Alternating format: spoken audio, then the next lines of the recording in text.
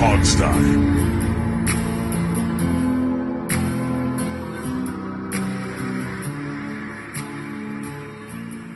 Hey everybody, and welcome to the Hogstye Bi-Week Spectacular. It is I, your host, Alex. We have Dave. We have Steve.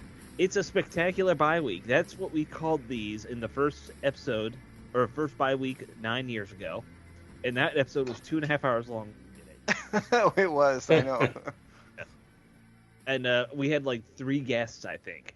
We used to get good guests a lot. I haven't done it recently just because for no real reason. I haven't been motivated to care. And also it gets harder because we used to get them on Twitter DMs and you can't really DM people anymore. So well, and you know, we used to not be blackballed by the team, but that was well. There's that, yeah. yeah. But welcome to the show. I hope everyone's gearing up for a lovely holiday season. Hanukkah starts for me tomorrow and every other Jewish person, I guess. But yeah, you know, Christmas coming up, all the other fun ones. I spent all Saturday afternoon putting up Christmas lights because I continued my philosophy that I'm too cheap to pay somebody $600 to show up and put lights up. So I'm doing it myself. I've never paid for anyone to ever put any of my decorations up. Well, no, I wouldn't either. And like last year, I stopped a guy who was like trolling for business outside the house, and he said it was some outrageous amount of money, like $600 or $700 or something, which was $600 or $700 more than I was willing to spend, which is zero. Right. about the only limit I'd go is like if I saw a couple kids just trying to make money, I'd say, I'll tell you what, I give you both $20 if you just hold the lights and feed them up to me as I do it, because they're kids and they could use the money. Outside of that, well, that's about fair. the extent. Yeah. For me, if I'm gonna pay $600 or $700 for anything, it better be a car payment or a mortgage. Other than that, I'm not really interested. Yeah, absolutely. Of course, I'm cheap, so. That's not being cheap. That should be being smart. I'll throw a nice vacation into that $600 plus range. Yeah, but you see, Alex, when you're an attorney, there isn't such thing as vacations. Steve has never taken a vacation as long as he's been doing the podcast, basically. Yeah, I did finally. Remember, I was finally gone for a week. Oh, that's right. That was the first one I'd done in more than like 15 years. And that wasn't one of the ones where you like are just visiting your parents. No. Well, even them, I just went on the weekends and stuff. I never went during the week. But now that I actually have vacation days, I can actually. It took me like a couple of years to understand, like, hey, you have vacation days now. When you've gone without them for so long. Right. And you can actually get paid and not. Yeah, non-attorneys don't understand this. Yeah. So what would be the perfect vacation for you? I don't know, man. I mean, I've been everywhere, because of the military. So there's not a lot of places like I just have to see. I think the one place I have not ever been, I don't know how I've ever avoided it, was Italy. Love to see Italy. I'm not really like a let's go sit on the beach for a week person, because I mean, I'll sit there for half an hour and I'm already bored with it, basically, unless there's something to do, not just sit there. So I am very much up for like, let's go see something and do something that I have not done before. So I don't like going to the same place. Of course, I don't go anywhere, but there's a lot of history. Makes yes, a lot of sense. That would be me. So like Italy, I've somehow never been to Italy. So if you had to like pick something right now to go tomorrow, it'd probably be Italy. The irony is, though, such good food and you don't eat it anyway. But yeah, but I don't care about that. I'm used to it at this point. I mean, I could sit right here and watch you eat a plate of lasagna. It wouldn't bother me. Dave, you have lasagna, I'm sure. You've got a you probably have 5 frozen lasagnas in your house at any given time. Well, actually, we got done having my wife's work's 20th anniversary party today. We finished up today, and I had tortellini with cheese with the rosa sauce and roasted peppers and sun-dried tomatoes. You know what you ought to go get? Good. That's better than all of that. There's a Stouffer's frozen lasagna. I don't eat it anymore, of course, because of what I eat now. But you microwave it for like 8 minutes or something. Perfect. I used to do that on a regular basis. You're saying that to the wrong person, man. I'm saying it to the right person. I'm trying to save you. You're not. I'm trying to save you from wasting time. That's sacrilegious in my heritage, man. No way. I understand that, but I will admit, for frozen food, it's not bad. The Stouffer's lasagna. I know it'll kill you. I mean, it's terrible Oh, yeah. for you, but I mean, Yeah, horrible for you. yeah. But as far as frozen meals goes, not the worst. Oh, it's great. It's better than just like here's a couple truisms. Okay, I'll tell you everybody. Taco Bell's the best Mexican food, number one, and Stouffer's lasagna is better than any lasagna in any restaurant. Those two things are truisms of the world, Those are Steve's truisms. and I'm always right. So I've had some terrible restaurant lasagna in my life, which is fascinating, but we won't get into that. Well, the third one, of course, is that there is no such thing as healthy Mexican food. But oh well, that is absolutely a truism. Now, people who are from Mexico tell me that is not true, but they're talking about their mom making food off the farm, and that's not what I'm talking about. I'm talking about like a restaurant. There's no such thing. No, well, everything's got lard in it. Everything. I've looked at all of it. There's no such thing. It's what makes it delicious. Yes, that's right. Yes. Somehow, that's exactly right. Everything that tastes good is bad for you.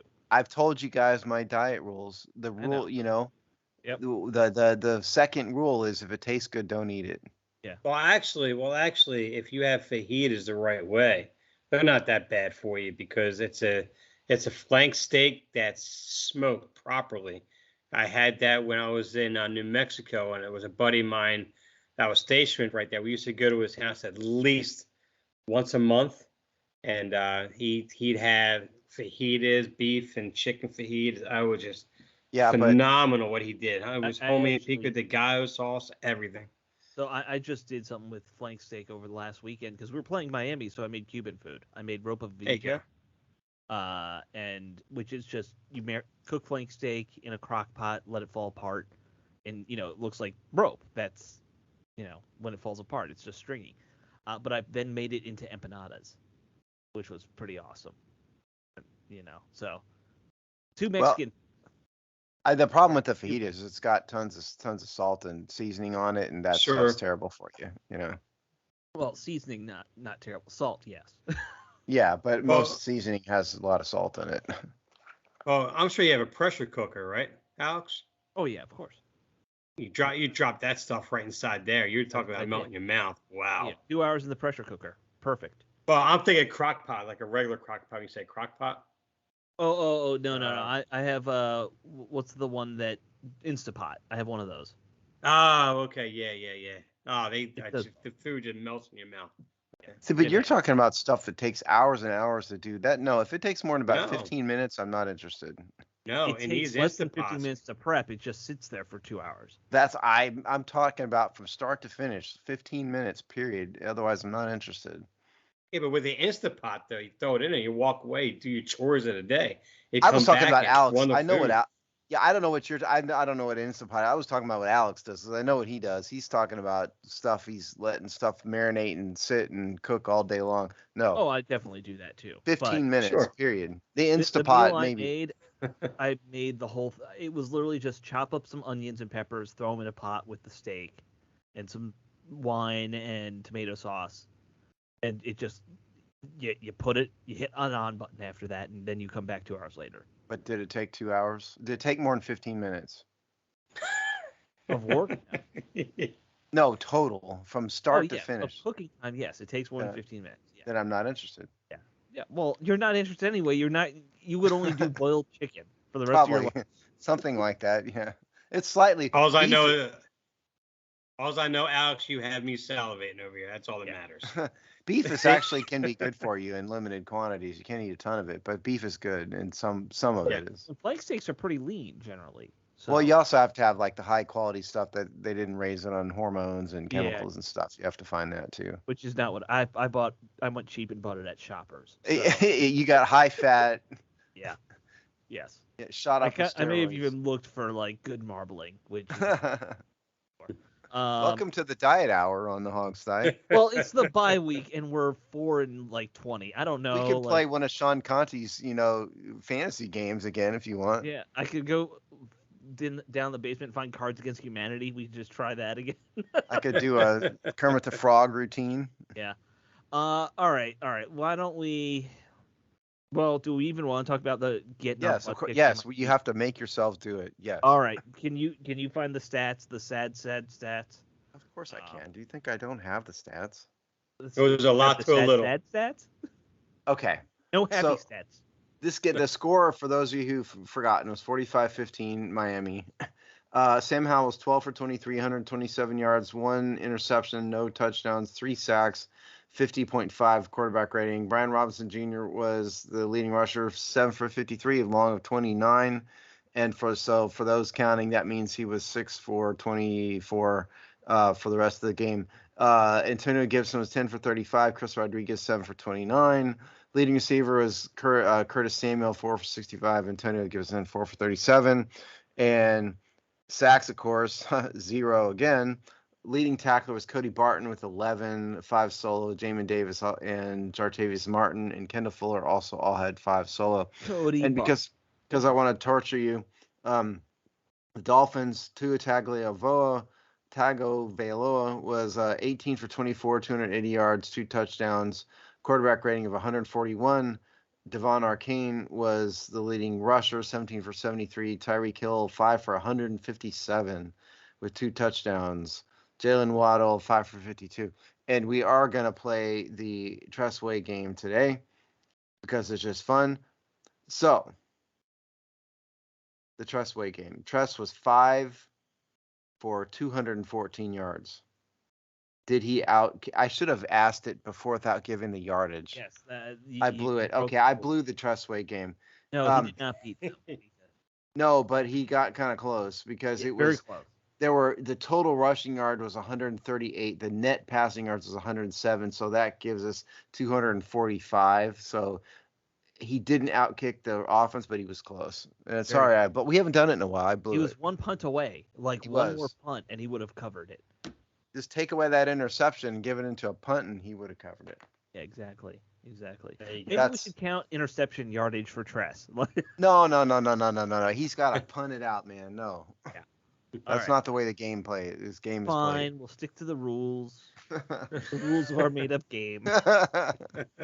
It's a fun game. Sometimes the only thing game. it entertains it. It's entertaining. Yeah. For these things. I don't know what we're gonna do if this team ever actually gets good. We won't have that game anymore. Like no drama, solid, good. Yeah, I don't know. We're gonna have to come up with another angle.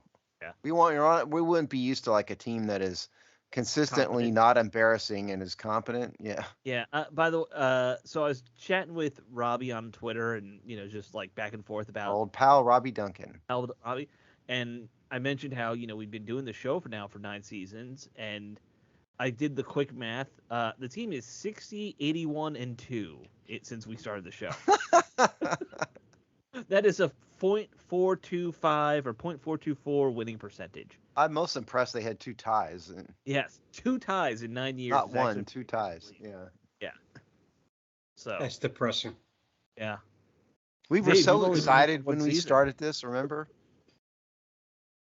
Yeah. It all went downhill. It really did.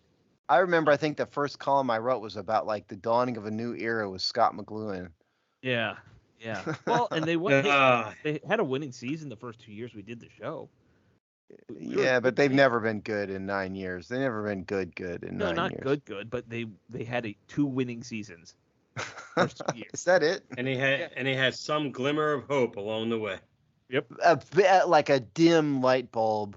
Like the light bulb for like the overhang over your stovetop. That's all it was. Yeah, but we're talking about the Dan Snyder era. That's bright enough.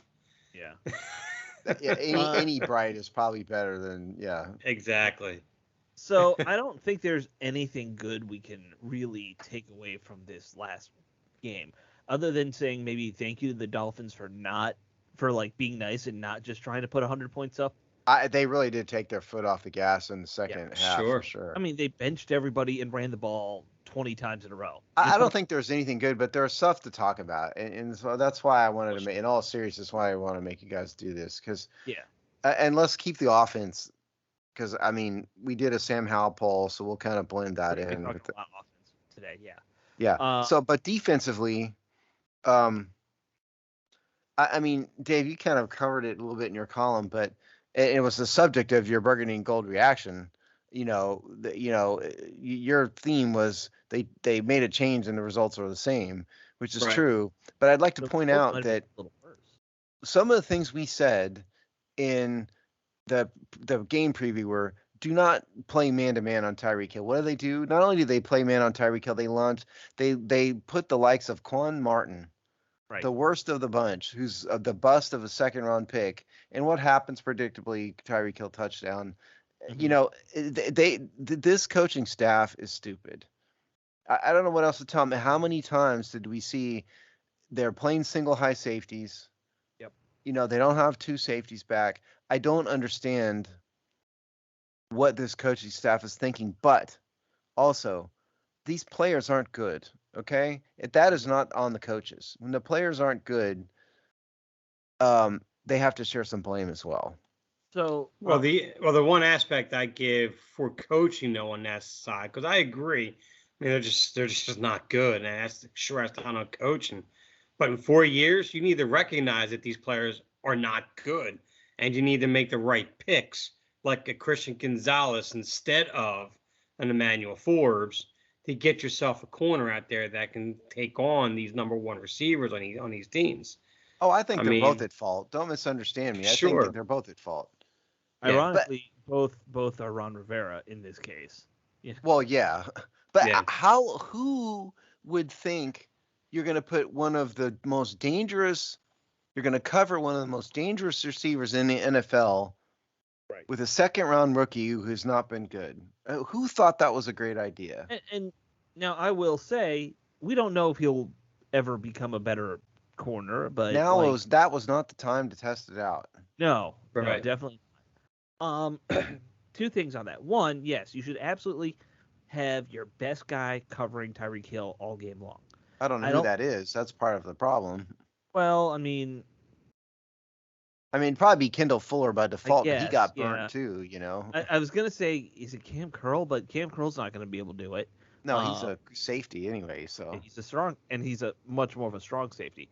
But on that point, the bigger issue, they keep playing this single high coverage as you're talking about, and putting Percy Butler can't play single high. He doesn't. He's shown nothing that he doesn't have the awareness or the athleticism to be a single high free safety. He's Well, like cover not two safety is your enough. friend, Cover two can be your friend. Yeah. Have two safeties, split the back half of the field, and you'll always have a safety in the vicinity of where Tyreek Hill is. They didn't do that No, much. Mm-hmm. last year when they were struggling, they accepted it and they played a lot of cover 2, cover 3 in quarters. Like that's what they did to turn things around on defense last season. They haven't done it yet. Like maybe did you say we never want to play quarters again for some reason because we don't like it? I don't know. You could have played cover three, recognizing how dangerous it is with three safeties back, and they just don't. I think the coaching staff are freaking idiots. Yeah, But and we've said all this before. We're not saying anything new here. So, Well, I think the one thing that prevents them from doing a lot of that, in my perspective, is after John Davis, what do we have in the middle of that field for linebacking core? You almost have to, by default, you have to bring Cam Curl up almost every single time. You have to have that help in that middle zone right there, because if not, if you do cover two all game, keep your safeties back, that middle of the field is going to be even more wide open. They're going to pick you apart underneath. I mean, they're forcing their hand every single game, as in the opposing offense is forcing our hand every game because we don't have the personnel at the second or third level to do everything that you guys are talking about. We just don't have it. I agree with you. You have to play cover 3. But Yeah. if you, True. What is the lesser of two evils? The lesser of two evils is giving up a bunch of underneath stuff. Well, and this is a roster construction problem. Yeah. What you're talking about. They built the roster very poorly. And especially when you have a Jalen Waddle and Tyreek Hill, guys will just burn you over the top. Yeah, you should just suck it up and go a cover 2 and deal with underneath somehow, some way. Yeah. But I don't know. I mean, didn't they say they drafted Quan Martin to kind of play that Buffalo role initially? Like, wasn't that why he was put in Well, here? he was supposedly like a versatile combination corner safety, and Right. That's what I mean. instead he's just been not good at anything. And he's clearly more of just a defensive back than any kind of big body who's gonna come in and support the run game. He doesn't look like he's gonna play safety anytime soon. Yeah. Yeah. The defense just a total mess, disappointment in that regard. Uh, I don't know. They couldn't stop the run at all later in the game, obviously. And then we have things like Jonathan Allen's now coming out saying he's like burned out and done, and he doesn't want to. It sounded like he doesn't want to be here long term. He was very openly saying on the Sports Junkies that he's talked with his wife about, well, what if I were to go somewhere else and try and win, because he wants to win. He doesn't want to spend the last couple of years of his NFL career on a rebuilding team. Hey, I've got news for Jon Allen. His value has never been lower. Sure. Okay? I mean, he's on a big contract and he's had a down year for a bad team. Bad low profile team. So he can say whatever he wants, but who's going to trade for his contract at this point? Maybe somebody will, and they think that he's just in a crappy situation, which he is. And, we've seen it before, but he's not exactly saying this at the peak of his value, Sure. Right. I mean, there's definitely something wrong with him. When you see interviews with him, he is completely, not energized. Like, he's got some bad energy flowing around him right now. Does he? Which I mean, you can hardly blame him. Yeah. I don't blame any of these veteran guys if they're like, I don't want to stick around for another rebuild, though. Like, long term, if you're 29, 28, and you're being told, oh, it's going to take another couple of years to get this team good again, do you want to be 33 and maybe competing for a playoff spot? I mean, cry me a river. Well, I know. They're making millions of dollars, but... This is like the ultimate first world problem they're talking about. Sure. But in terms of football within that universe, yeah, I mean, I understand it. Right. But in Jon Allen's case in particular, he has himself to blame in part because he has not played well. It would be one thing if he's been playing well, and he's been doing his best and leading the team and the people around him stink, but he's not. I wouldn't say he's part of the problem, but he's not been part of the solution either. What name a high impact play by Jonathan Allen this year? You can name some with Ron Payne. Yeah. I can't think of one with Jon Allen in the 2023 season. I think you're right, but I would also say, generally speaking, has anyone had a better year than they were previously? Like, everyone's on a down year. Even Ron Payne's on a down year. Like, oh yeah, I agree. I mean, sure. Like, there's something clearly that I don't think we really even know. Like, something happened with this team when it came to being motivated by these coaches, or is it like, are they being schemed wrong differently somehow than last season? I haven't seen it. No one's pointed out anything obvious like, oh, they're having them play a 1 technique versus a 2 technique or something simple like that. I don't think it's that. I mean, I think number one, first of all, just to backtrack, Jonathan Allen's contract, $72 million through 2025. His cap hit, except my computer's freezing up. His cap hit in 2024 is $21.5 million. So I mean, he's got a big number. But no, I don't think it's like anything. This is why I don't really blame the coaches for the technical part of it, because I don't necessarily think the defensive line at least has had like scheme problems like the secondary has, but they're clearly not motivated. Clearly there's something going on in the locker room. They've lost faith in the coaches. The coaches lost faith in them or something that it's hard to see as fans because they act like they're running out the string, which they are. Yeah, absolutely. They absolutely are. And you can hear it in, Rivera's press conferences too. See, I haven't watched any of them. I'm assuming he's beaten down by life at this point, I would assume. Yeah. Yeah. Well, see, the one thing I notice most of the year when I do these articles is I typically kind of go on to certain stats like sack percentages and so forth of what what the defense line has done, and they've been within the top 12 in terms of sack percentage and pressure and getting pressure on the quarterback. The only problem is that they've been in the bottom half of the league and actually turning up sacks per game. And I think a lot of that is once again, you go right back to the linebackers position. You go back to the weak coverages. The corners can't hold their coverages. And, it's just so when you have a defensive line that's kind of applying that pressure, maybe not necessarily finishing the job every time, but they also have to rely on the back end coverages to get these coverage sacks, to allow a linebacker to come in, have that odd man blitzing in, stunting in one of these gaps up there to take advantage of what the defensive line is actually doing up front. I mean, most of the year they've been getting good pressure, but they can't finish it. They can't finish it for the reasons I've stated.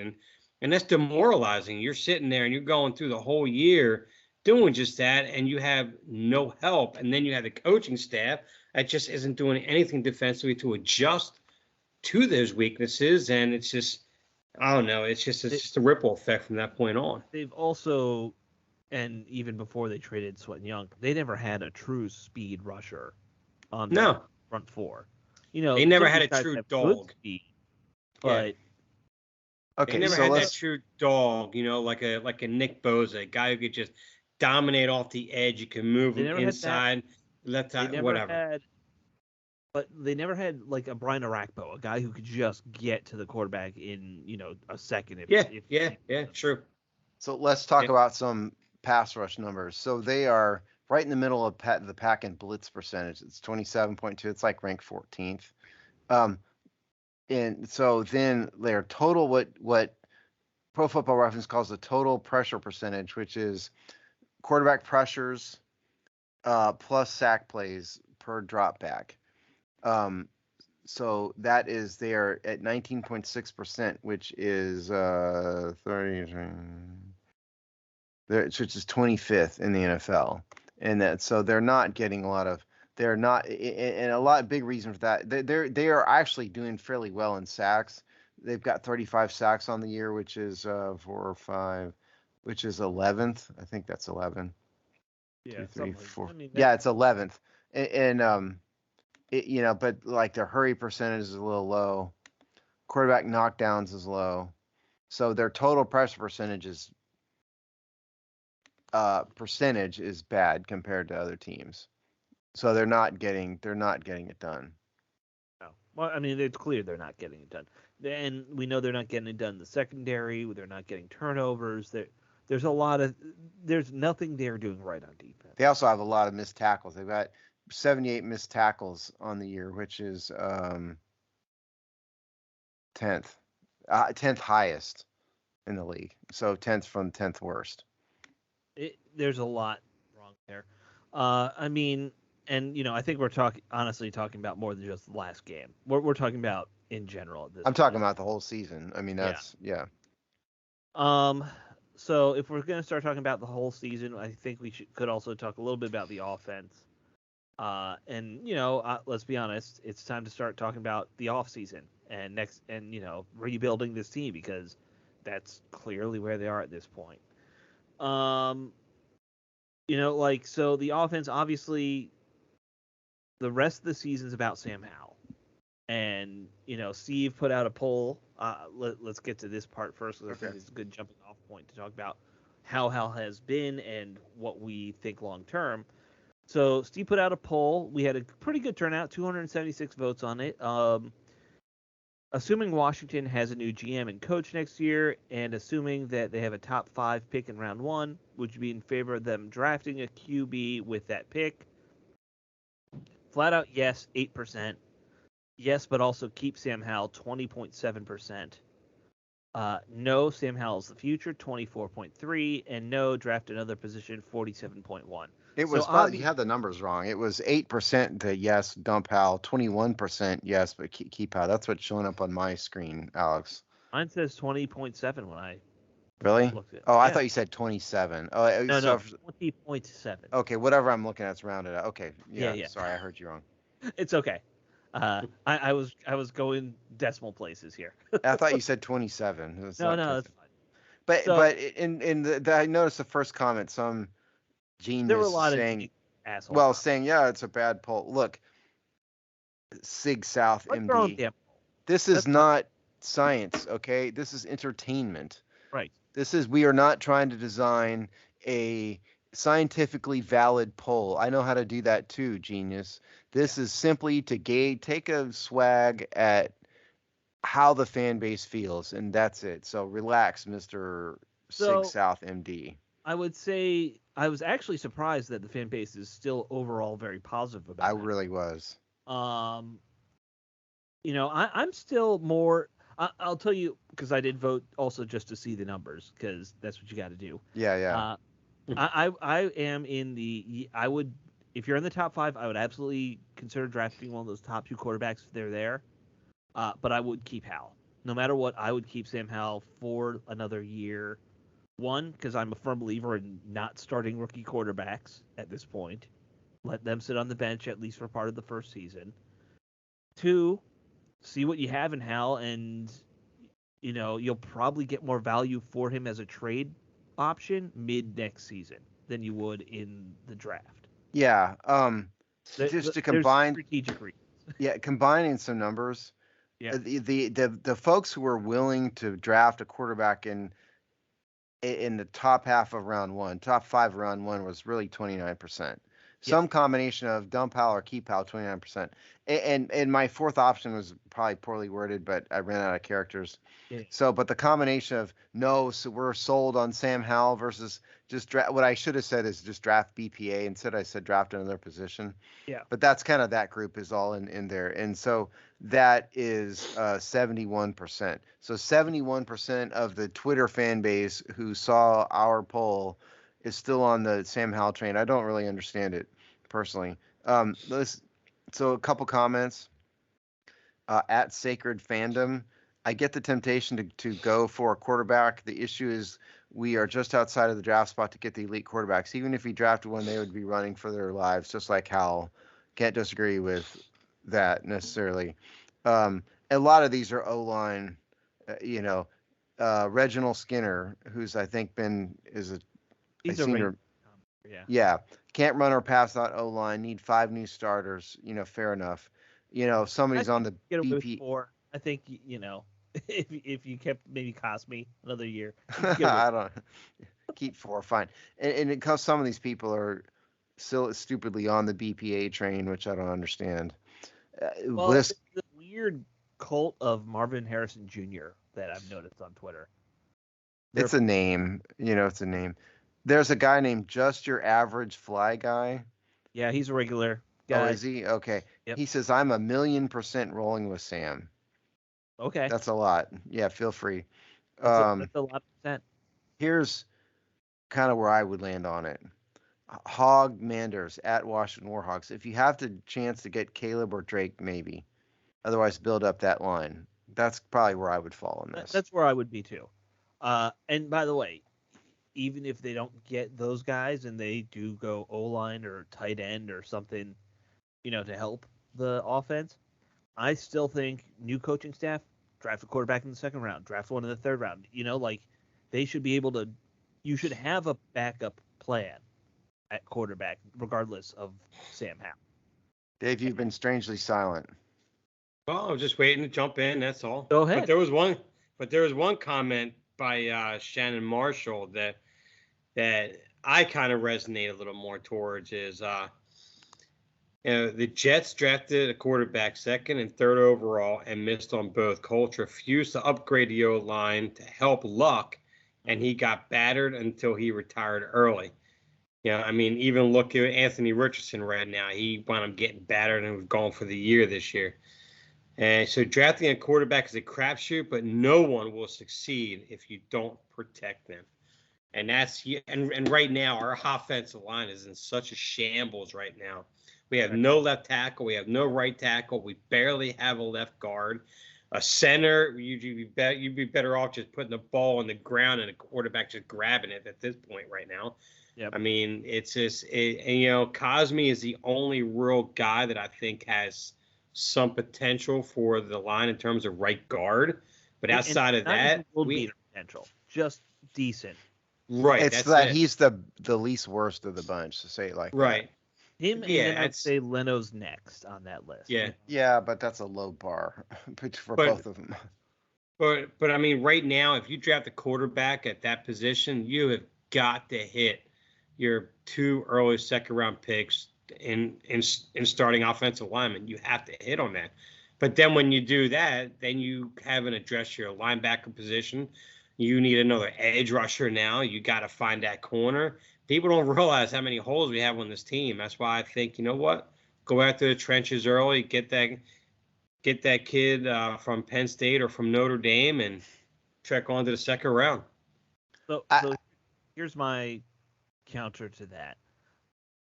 I think if you were to rank what our worst needs are on the line, it's right tackle, guard, center, right? Like, and in that order, frankly, because I think we at least have guys who can play center. They're below average, but they're closer to starter. Not a total train wreck. Yeah. Second round picks are ideal for finding good right tackles and guards. Right. Yeah. Like if we draft a guy at 5, it's a left tackle, or it should be. I think there's a highly ranked tackle out of Alabama who's a natural right tackle, but like most of these guys are going to be left tackles if you draft them that high. So, there is that argument too, that left tackle's not the worst need on the line. It would be great to get an upgrade and maybe flip Leno to the right side, and that's a lot better for a year, but just a counterpoint. Yeah, I mean, I think they need a left tackle too. I would happily take any upgrade. I mean, I'm always of the mentality, if there is a quarterback that you truly think is an elite talent, right? Like Caleb Williams, if you're convinced that dude is a Hall of Famer, you got to grab him no matter what. I mean, that's kind of how I feel about the quarterback. I mean, I get it about the line. The line is a train wreck. I mean, I totally agree with you there. I just mean, my point is that if you have a chance, it is so rare to find a quarterback that good. You got to grab it. If you're in the top 5, do it. But those guys are probably going 1 and 2. Williams right. Probably, yeah. And I think the drop off for some of these other guys, there's more first rounders in there, but I'm not in love with anybody where if there's a guy like Bo Nix will probably fall the second round. 1 or 2 of these guys will fall in that high second round pick, and that might be a great spot to find another young quarterback. Yeah, and the one saving grace it's not really saving grace, but the one option you have is that Carolina maintains that number 1 overall pick. Obviously, at least I believe anyway, they're not going to just ditch Bryce Young after a rookie year. No. That goes to Chicago. They traded it. The Carolina pick? Yep. I thought it was a Texans pick, not Texans. It was I guess you're right. Chicago does have. I was thinking they had the Texans for some reason. Okay, never mind. 2 round picks in the top 5 right now. Yeah, my bad. I was thinking they had the Texans first round pick this year for some reason. No, you're right. Never mind. Okay. So and just to be clear, by the way, Washington needs to keep losing to keep a good pick like this. It won't matter if they're like 10th if they beat the Rams and the Jets, then you're talking about like mid-10s or something. Right. Yeah. I'll tell you, the one guy who everyone seems to be getting also excited about is the tight end from Georgia. That seems to be other. That is a secondary need. It is, but we do need a starting tight end pretty badly. Yeah, but I mean, in the realm of needs, I mean, come on, you need. Oh, absolutely. But the poll was about Howell. Yeah. I mean, I think it's not a secret. I'm not his greatest. You're not as big on him as I'm not the leader of the Sam Howell fan club, and he's been very inefficient. Mm-hmm. He's thrown a ton of interceptions. He's very inconsistent. which is, by the way, exactly what he was in college. Sure. Mm-hmm. Can you win with a guy like this with experience, with a good team around him? Yeah, yes. But is this a guy who can pick up the team from the ashes and lead it by himself? No, I don't think he is, and I don't think he's going to be that. And so, if you can find a Caleb Williams, and you think he's that, I think you got to grab him. That's Sure. kind of where I come out on it. And since we're talking about Hal, obviously there's the metrics nerds go way too hog wild about Sam Howell, because some people just look at the raw numbers and get excited. Then some people look at like the deep analytical stuff and get excited. And look, I always say you should take analytics as part of an evaluation, but it's still only part of the evaluation. What do your eyes tell you? That's what matters. And what I see with Hal, he has all the tools. The only tool he doesn't have is he's not 6'4". He can't help that. Right? Like, we can't fix that. The sacks, I think you can fix. You can fix it with a better O-line. You can build around him. He's at fault for some of these sacks, though. Yeah, absolutely. A lot but of them. You can Yes. mitigate that part, and they did partially by going to a quicker passing game, right? Like, they've done things to make that better. It's still not great, but it's much better than it was. I don't know what you do about the interceptions right now. I don't know if that's something he's just got to get through and grow out of, or because if he can't get past that, then yeah, this is not going to work. But he has a good arm. He seems to have. There's a lot of good arms out there, though, yeah. man. Good arms are the easiest thing to find.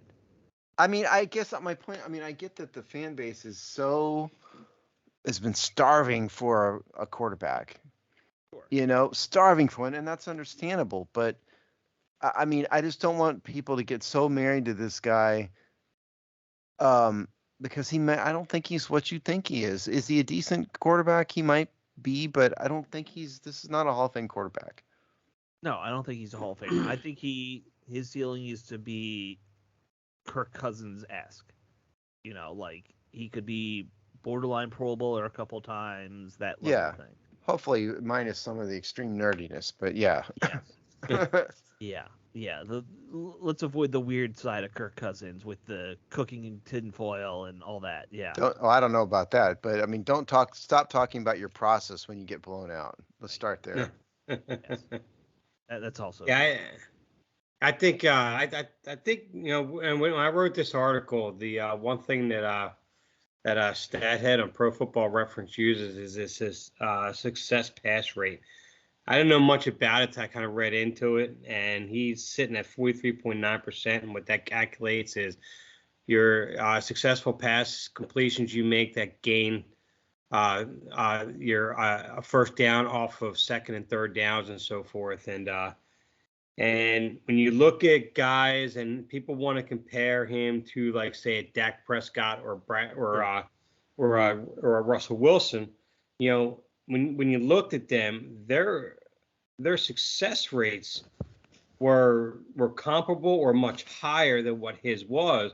But the thing is they had a much higher quarterback rate in the first year. Their turnovers weren't as prevalent, and didn't take nearly as many sacks. There were so many other numbers that you saw that they were able to work well with. And then when you looked at Wilson and them going forward, everything just improved, gotten better, including that success rate. When you look in their rookie years, even their success pass rate improved. Howell just doesn't seem to be getting to that point. And I included Daniel Jones in this conversation because when you looked at what Daniel Jones did in his rookie year, and it's a comparable offensive line. Their offensive line that year was probably identical to what we have right now. So Howell actually has better receiving targets to throw to in this, when in terms of what Daniel Jones had, and they're almost like kind of on par with each other in a lot of their numbers. So it's like, and I'm not saying that he's another Daniel Jones. He could probably be better than Daniel Jones, but we have to be realistic here too when we think about it. You have to be objective. And when the objective numbers right now, it doesn't scream Russell Wilson in his rookie year, and it doesn't scream Dak Prescott in his rookie year. Right now, it screams Daniel Jones in his rookie year. We see what he's done right Well, now. you're so right, and that was the best point that you had. Excuse me, that was the principal point, I should say, in that column was that he looks like Daniel Jones. Now the Giants have done the best they could with Daniel Jones. They Right. made him into more than he should have been, and maybe it won't work from here. But I think the fan base is too. This Washington fan base is too over the moon about Sam Howell without cause because they're so desperate to have somebody who's just not terrible, or not a string of 15 different quarterbacks. But yeah, Right. like you said, I would just ask people, be objective. What do you see? You see a guy who is very inconsistent, the guy who throws a lot of really stupid interceptions and has caused a lot of really stupid sacks. He seems to have some moxie to him. He can move around. He can move pretty well for being not really a quote running quarterback. He's got a decent arm, pretty good arm, but have also seen a lot of bad, and you cannot just blame it on the Right. offensive line. No, And and that's a thing too, because you talk about consistency, and I talked about that in the beginning of the year, and I had somebody rip me because that's not true, which is 100% true, because it's crazy with him because when you see Daniel Jones and you see him consistently good, he was still kind of average, and that was it. But when you saw the string of games where Hal was consistently good, he was very good when he was consistently good. So you saw that distance between him and Daniel Jones, which is why people kind of looked at Dak Prescott and these other quarterbacks. But the problem, though, is when he's inconsistent, man, he is bad. I mean, he went 3 games in a row. I believe 3 games in a row, he threw a pick 6, didn't he? I mean, when he's had 3 really bad games in a row. Well, the Giants, Yeah. he had 6 interceptions in the Giants, so did he not? And then the Dallas on Thanksgiving Day, and then this Miami game, he's thrown a ton of interceptions recently. Yeah. Right. Now, one thing that it's something Or that 4 interceptions against the Giants. Sorry, but it was a lot. Sorry, go ahead. there was something he meant that Kirk Cousins mentioned years ago, where he talked about players have to figure out their in-season rhythms. Like, a lot of players, and he was talking about himself at the time, they'll have like this ebb and flow of like, oh, I'm gonna peak, for a couple games, and you drop down. And I think we're seeing that with Hal. Obviously, is that he had 2 or 3 really good games, then 2 or 3 really bad games, then 2 or 3 really good games, and 3 really bad games right now.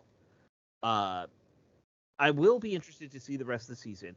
Is he just burned out because he's thrown the ball 600 times already, and that's a lot? Or is it, just an ebb and flow thing? If he comes back and has 2 more good games before the end of the year, that might be telling. And then you kind of just got to figure out, all right, how do you work around that or get that out of his system? I mean, the 600 passes thing is a coaching problem. Oh, I know. Most guys don't throw that many in a season. No, and he's right, exactly right. And he's been a college quarterback. They play like 13 games, right? At most, right. And you're talking about at an NFL level with a ton more passing, a ton of pressure, chaos around him. Yeah. So I think all these things do have to play into what the next staff thinks about with Hal. Yes. Right. All these things.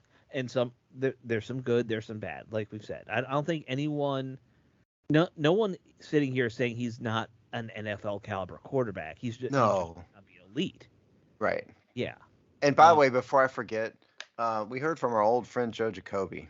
I wanted to throw it in the line, but we switched back to Hal. Yeah, I know. I forgot all that. And we hadn't heard from Jacoby in a while. But he DM'd us a couple months ago, and Alex, because this is his job, missed the DM. No, I'm just kidding. I mean, no, you're not. No, actually, it is kind of your job. But no, but anyway, so he sent us a screenshot of something that says 6 lessons learned by playing offensive line. So I'm just going to read them since, when you get something from Joe Jacoby, I mean, you got to read it, right? Number 1, you don't need a pat on the back or a thank you for a job well done. Number 2, your role model is a single piece of a much bigger unit. Number 3, mistakes are inevitable. It's how you respond to them in the moments that follow that truly matter. Number 4, you learn to love and embrace the work that others don't necessarily enjoy. Number 5, you learn to adjust quickly and immediately apply feedback to the current situation. Number 6, internally, you take a tremendous amount of pride in what you do. And apparently this came from somebody named Coach Johnny Croyle. I don't know who that is, but that was sent to us from Joe Jacoby. And some good words kind of generally about life, number one. But generally speaking, this also applies to how a lot of us have to live our lives working. Right. So take that to heart, offensive line, and I think they could learn a thing or two from those words. But thank you to Joe Jacoby for sending that to us. Now, I will say, generally, I don't think our offensive linemen have a bad psychology. I just don't think they're talented. I think they just suck. Yeah. I've not heard of any of them being malcontents. No, but they are. Part of this, Jacoby was saying was, you got to learn from your mistakes. Yeah. And there's no better example of not than that play against the Dolphins. What was it, Leno? Who was the right tackle who did? Maybe Wiley. It was the right. Yeah, maybe it was Wiley. When the end realizes it's a screen, right, and then Wiley just stands there and lets him run. Lets him totally blow the play up. If you know the play I'm talking about. Yeah, that was about that article. Yeah, you did. That was about as bad of an offensive line play as you're ever going to see. Yeah. Apparently, Wiley has a tell when it's gonna be a screen because their linebacker, I forget the name of their linebacker. I was talking to, and he was saying that Wiley has a tell. When he sees Wiley do a certain thing with his posture position, he knows it's going to be a screen. So it happened on that play right there, and he took advantage of it, and then boom, and then Wiley just looked absolutely lost in that. Another Wiley great signing by the GM. Terrible sack that he allowed later in the game, too, where he just got tossed aside on that spin move. That was brutal. We did want to talk a little bit about stuff to do in the offseason. The worst part is you can't really cut Wiley right now because of his contract. Well, let's talk about that, shall we? Since I'm Mr. Contract here. Let me get to Wiley. Whoops. Because I've been starting to look at Spotrac, at your stuff, just like who can they cut? And okay, so really Wiley is signed through 2025. Yep. His $24 million contract, $12 million guaranteed at signing, so that's 50%. Not a ton, but not little. So they can cut him. They're not going to save a ton. He's got a $9.4 million cap hit next year, $7.8 million dead cap. So that could split that up in a post June 3 and save a little bit more money next year. So they could cut him. And then if you wait till 2025, it's a much bigger savings. Yeah. He's going to be a very expensive backup, I get the feeling. Unless they really just want to get rid of him. They would save money. They are saving about $1.6 million or so by cutting him, and even got to use all of that on another guard. When you cut a guy and there's a big dead cap, you have to say, well, how much am I going to spend on the next guy to replace? Well, they have to find somebody, to replace him, which is obviously a problem. That's one of those tricky things because they don't have anybody. That's for damn sure. I don't think the fans or any of us can really adequately know what's going to happen with any of these guys until we know who the new GM is going to be. I think generally you're correct. I do think there's a couple guys that we know are gone. I do think they're going to burn down this roster. I mean, it's not working. Yeah. It's 4 years later. If anything, I would argue maybe it's worse than when Jay Gruden left. Honestly. Oh, absolutely. Well, I don't think there's much debate on that, to be honest with you. The best 3 to 5 players here were picked by Jay Gruden. And it's 4 years later, and they haven't replaced them and found better people. Mm-hmm. The thing, and people get on me for saying this on Twitter, Jay Gruden actually had a decent team constructed here, despite Dan Snyder and all that stuff. It was just the Washington Snyder chaos. It was that, and that season kind of was set up to fail, the one where they fired him. You know? Well, you know Right. what I think I may fault Rivera more than anything else was trading away Trent Williams. Yeah. What if it had been me? And to be fair, maybe Rivera did this and didn't come out in the media, okay? But sit him down and go, look, you are the most important person on this team. Yeah. I am sorry about what happened. I was not here for that. I want to do whatever we can to make it right. But you are the future, and we are not trading you. No matter what, we are not trading you. So let's figure out how to make it work here. We want you to be here, and have that conversation with him, and see what happens. I mean, the rumor is that he would have stayed if they had offered him a new contract of some kind. Yeah, and look, he's done gangbusters. He's done very well in San Francisco. He is still the best left tackle in the game. Yes, and so I fault more than anything else.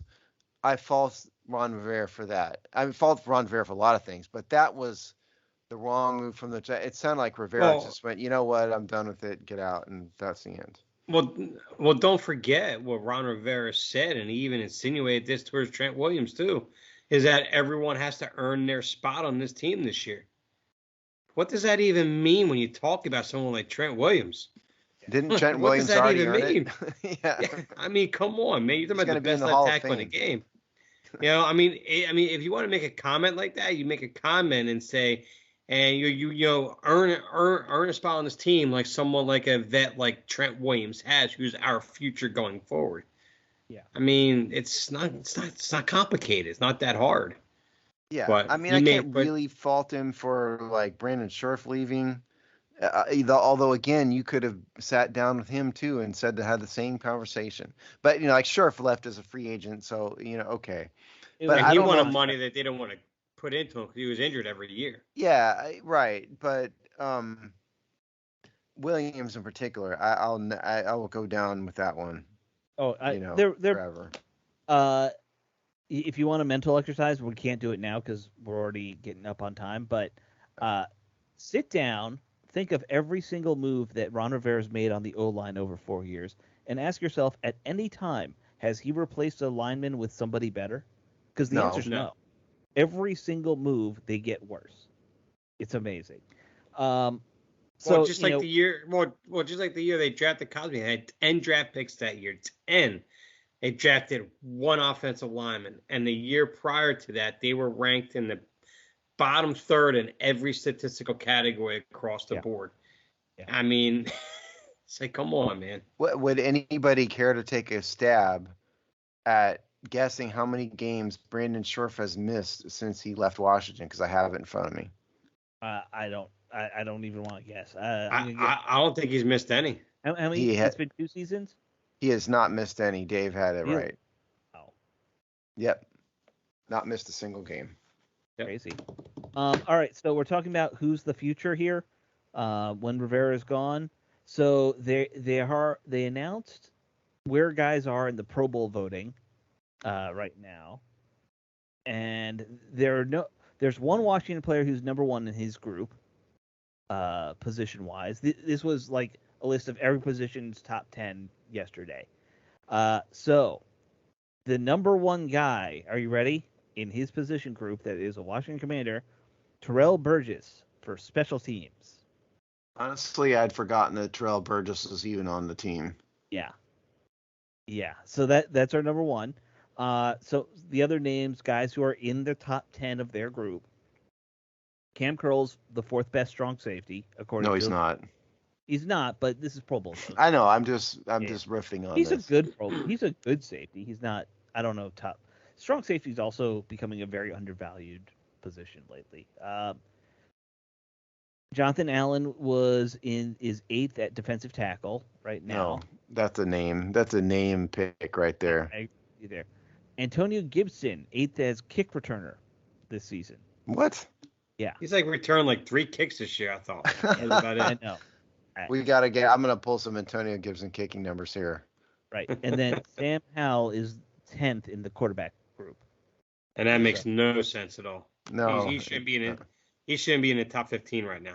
But people, you know what the votes are? People see that he has the most passing yardage. Yeah, that's where the votes are coming from. By the way, I'll read you all the quarterbacks because that's the one everyone's going to care about. Yeah. 1 is Tua, 2 is C.J. Stroud, 3 is Dak Prescott, 4 Patrick Mahomes, 5 Jalen Hurts, 6 Brock Purdy, 7 Lamar Jackson, 8th Jonathan Allen, 9th Jared Goff, 10th Sam Howell. He's Who's definitely not number better one? than any of them. Who's the first one again? Tua. Yeah, it makes sense. So, Antonio Gibson, 21 kick returns, 23.1 yards per return. Not bad. Not bad. Not great. Oh, sorry, that was last year. He's got 14 kick returns this year, 24.3 yards per return. A little better. Yeah, a little better. Yeah. And if you give me a second, I can pull up who's leading here. It's just ridiculous that he's on that group. But, kick returning is so weird now in terms of usage in the NFL. So maybe that's part of it. Maybe he's somehow fairly high up because no one kick returns. Yeah. Okay, the best in the NFL is Green Bay, Keyshawn Nixon. Okay. 23 returns, averaging 27 yards per return. That's pretty good. Yeah, there's the best one. So final topic before we get out of there, the team did send out an announcement that they're going to be. Oh, I'm sorry. Wait. This is good. I didn't mean to interrupt you, but DeAndre Carter, remember him? Yes. DeAndre Carter has 8 kick returns, along of 40, averaging 24.4 yards per return. Now he also has 15 punt returns, averaging 10.8 yards per punt, which is significantly better than what Washington has. If you're averaging over 10, that's fantastic. Yeah, and that happens to be 6th in the NFL. Maybe they should have kept DeAndre Carter. Okay, go ahead. I'm done. Yes. Yeah. All right. So the last thing I wanted to mention, the team announced that they're raising ticket prices for next season. So I wanted to get Dave's take on that since he's the season ticket holder in our group. All right. Well, when I actually figured out how much I got raised was roughly around 4.5%, maybe 5% is what I got on mine. Not terrible. Not terrible. And I'll be honest, because of the package that I have, being club level gold member, I get free food, drink, and the food variety is not terrible. It's okay. It's pretty good, and get half off in concessions and everything. Even when you work it all out and where I sit and and we figure out parking and the food, how much I spend for food and what, and so forth, I'm only spending on average probably roughly about 180 or 185 per seat. So if you just break it down, which isn't bad, because if you go in the section where I'm at in 327, in most other stadiums, like in Philadelphia, you're not getting anything under $250 in that section. So it's like, and we're far from Philadelphia, of course, but in terms of town and everything. But it's just, I don't know. I just, and then here I see his tweet about Howard Eskin made a comment before about the fact that, well, the only thing Josh Harris is going to do is just raise ticket price. Like, that's all he likes to do. You guys are in bad shape with Josh Harris. I'm like, you live in Philadelphia. The Phillies, the Sixers, and the Eagles, not necessarily the Flyers, but those two organizations have raised their ticket price almost every single year, even in their down years. And Andy Reid's back half of the year where they were winning like 6 games, they were still raising ticket prices. I'm like, what does that even mean when someone like Howard Eskin says that? I mean, the guy isn't liked in Philly for a reason because he's not very good at what he does. But I mean, come on. Well, I have 2 points to say about this. One, Josh Harris just paid $6 billion for a team. He has no choice but to raise ticket prices. Back. Absolutely. Right. And the second thing is, I would like to point out that this year Washington had 8 home games and 9 road games, which means, of course, there will be 9 home games next year with 8 road games. Right. So the increase in ticket price, because I was a season ticket holder briefly, and my recollection is they just send you a number, and here it is. They don't price this out per game, like on the invoice. It's like, here it is. And it's so with the comma, it's big usually, yeah. Yeah, I mean, so you're paying for one more home game, Right. so he's not really raising ticket prices that much No. taken into context. But did you expect him to lower the price? This is the price you're paying for getting rid of Danny Snyder. And by the way, they've done things like lower prices on food. They've Have they?